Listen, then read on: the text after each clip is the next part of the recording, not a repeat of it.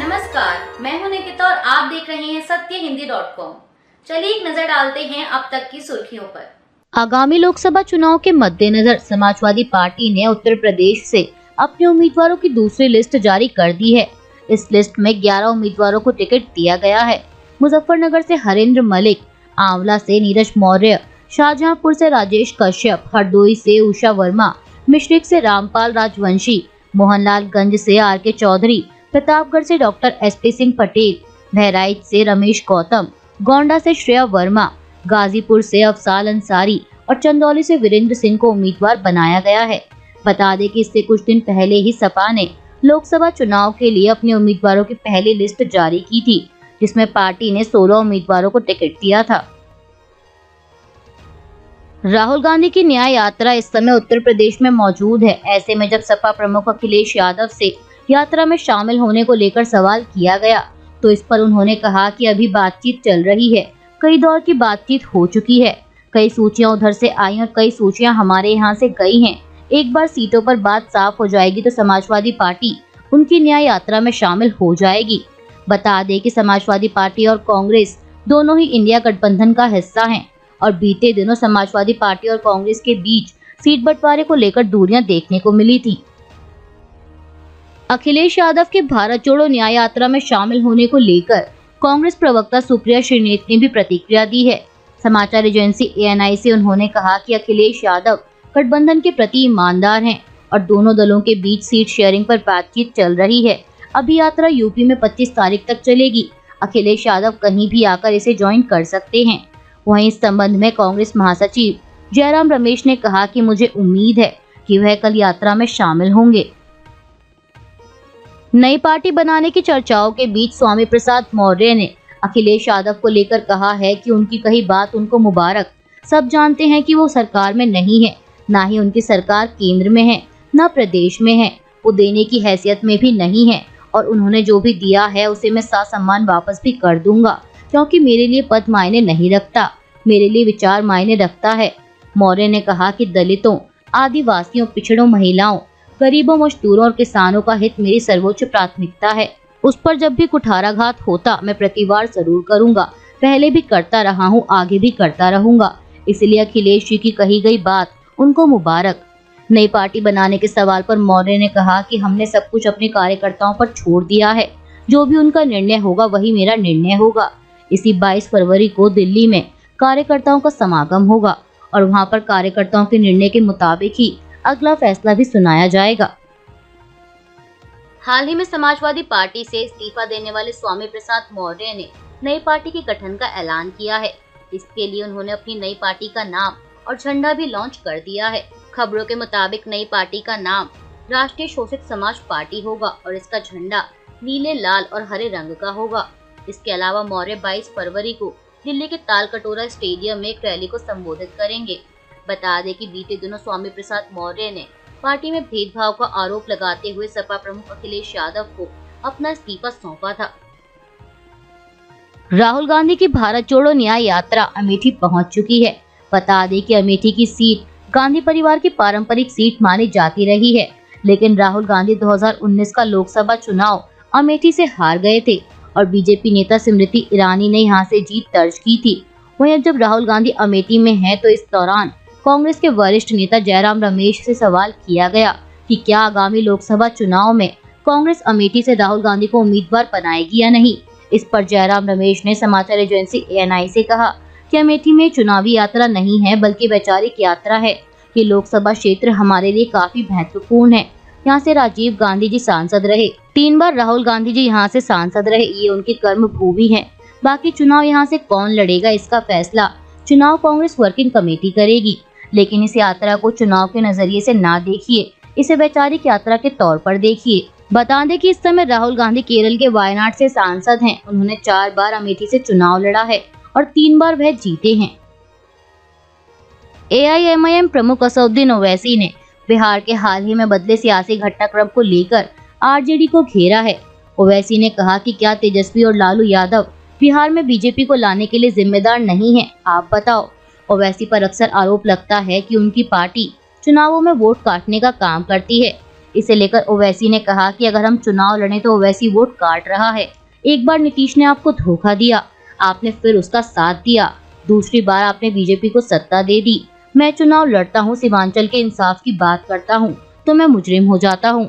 उन्होंने कहा कि सत्ता में बैठकर मलाई खा लेते हैं, पैसा कमा लेते हैं, मगर कोई उंगली नहीं उठाता। बीजेपी आज बिहार में सत्ता में है तो लालू और तेजस्वी की वजह से है, ओवैसी की वजह से नहीं है। पश्चिम बंगाल के संदेशखाली में महिलाओं के कथित उत्पीड़न के मामले में दर्ज याचिका पर सुप्रीम कोर्ट ने दखल देने से इनकार कर दिया है और याचिकाकर्ता को कोलकाता हाईकोर्ट जाने को कहा है। बता दें कि इस मामले में वकील अलख आलोक श्रीवास्तव ने सुप्रीम कोर्ट में जनहित याचिका दायर की थी। याचिका में उन्होंने अदालत से मांग की थी कि मामले की जांच और मुकदमा राज्य के बाहर ट्रांसफर किया जाए। सुप्रीम कोर्ट की निगरानी में सीबीआई या एसआईटी से मामले की जांच कराई जाए और मणिपुर की तरह इस मामले पर भी 3 जजों की कमेटी बनाई जाए। साथ ही याचिका में यह भी मांग की गई कि पीड़ितों को मुआवजा दिया जाए और लापरवाही के दोषी पुलिस कर्मियों पर भी कार्रवाई की जाए। वहीं अब इस पर सुप्रीम कोर्ट ने कहा है कि इस मामले की तुलना मणिपुर से ना करें। मामले का हाईकोर्ट ने स्वतः संज्ञान लिया है। हाईकोर्ट स्थिति का आकलन करने के लिए सर्वश्रेष्ठ है। हाईकोर्ट एसआईटी जांच कराने के आदेश देने में सक्षम है। साथ ही सुप्रीम कोर्ट ने ये भी कहा कि पीड़ितों को लेकर उत्सुकता और सहानुभूति को समझते हैं, लेकिन इस अदालत द्वारा किसी जांच की निगरानी पूरी तरह से अलग है। इसके बाद याचिकाकर्ता ने अपनी याचिका वापस ले ली है।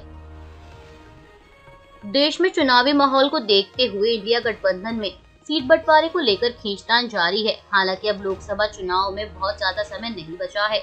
ऐसे में समाजवादी पार्टी ने गठबंधन की सहयोगी कांग्रेस को अल्टीमेटम दे दिया है। सूत्रों के मुताबिक समाजवादी पार्टी ने कांग्रेस को उत्तर प्रदेश की 15 सीटों की लिस्ट देकर कहा है कि यही अंतिम लिस्ट होगी और अगर कांग्रेस इन 15 सीटों पर सहमत है तो उत्तर प्रदेश में इंडिया अलायंस का गठबंधन रहेगा। लेकिन अगर कांग्रेस इससे ज्यादा सीटों की मांग करेगी तो वो समाजवादी पार्टी स्वीकार नहीं करेगी। सूत्रों के मुताबिक कांग्रेस को आज समाजवादी पार्टी को जवाब देना है। अगर कांग्रेस अपनी सहमति दे देती है तभी अखिलेश यादव राहुल गांधी के साथ भारत जोड़ो न्याय यात्रा में शामिल होंगे। लेकिन अगर कांग्रेस ने आज शाम तक सहमति नहीं दी तो अखिलेश राहुल की यात्रा से दूरी बना सकते हैं। दिल्ली के कथित शराब नीति घोटाला मामले में ईडी के छठे समन पर भी मुख्यमंत्री अरविंद केजरीवाल पेश नहीं हुए। बता दें कि जांच एजेंसी ने उन्हें छठा समन जारी कर आज 19 फरवरी को पेश होने को कहा था, लेकिन समन के जवाब में आम आदमी पार्टी ने कहा है कि मुख्यमंत्री अरविंद केजरीवाल आज पेश नहीं होंगे। एजेंसी का समन अवैध है। पार्टी की तरफ से कहा गया है कि सीएम केजरीवाल को बार बार समन भेजने की बजाय ईडी को कोर्ट के फैसले का इंतजार करना चाहिए। बता दें कि जांच एजेंसी के सामने केजरीवाल की पेशी को लेकर मामला कोर्ट में भी चल रहा है। केजरीवाल की पेशी से मना करने पर ईडी ने अदालत का रुख किया था। किसान आंदोलन का 7वां दिन है और शंभू बॉर्डर पर किसानों का जमावड़ा लगातार बढ़ रहा है। मीडिया रिपोर्ट्स के मुताबिक कल रविवार को निहंगों का जत्था भी शंभू बॉर्डर पहुंचा और मौके पर जो बोले सो निहाल के जयकारे लगाए गए। इस बीच गुरदासपुर का एक किसान साइकिल से करीब 300 किलोमीटर की यात्रा कर किसानों को समर्थन देने शंभू बॉर्डर पहुंचा है। बता दें कि किसानों का कहना है कि जब तक मांगे पूरी नहीं होती आंदोलन जारी रहेगा और अगर सरकार और किसानों के बीच हो रही बैठकों से भी हल नहीं निकलता तो दिल्ली कूच किया जाएगा। सरकार और किसानों के बीच कल रविवार को चंडीगढ़ में हुई चौथे दौर की वार्ता के बाद केंद्रीय मंत्री पीयूष गोयल ने कहा कि हमने भारतीय किसान मजदूर संघ और अन्य किसान नेताओं के साथ सकारात्मक चर्चा की। उन्होंने कहा कि वार्ता सद्भावनापूर्ण माहौल में हुई और हमने सहकारी समितियों एनसीसीएफ और नाफेड को एमएसपी पर दालें खरीदने के लिए किसानों के साथ 5 साल का समझौता करने का प्रस्ताव दिया है।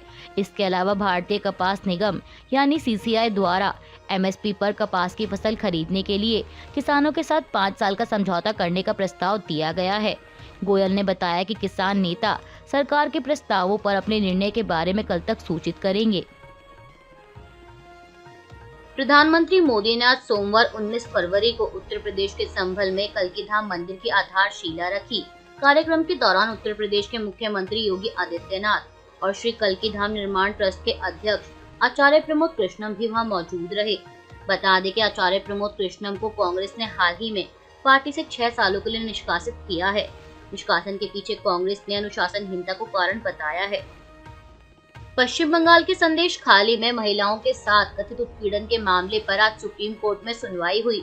सुनवाई के दौरान सुप्रीम कोर्ट ने मामले में लोकसभा की विशेषाधिकार समिति की कार्यवाही पर रोक लगा दी है। बता दें कि समिति ने 15 फरवरी को बीजेपी सांसद सुकांत मजूमदार की शिकायत पर पश्चिम बंगाल के अधिकारियों को समन किया था।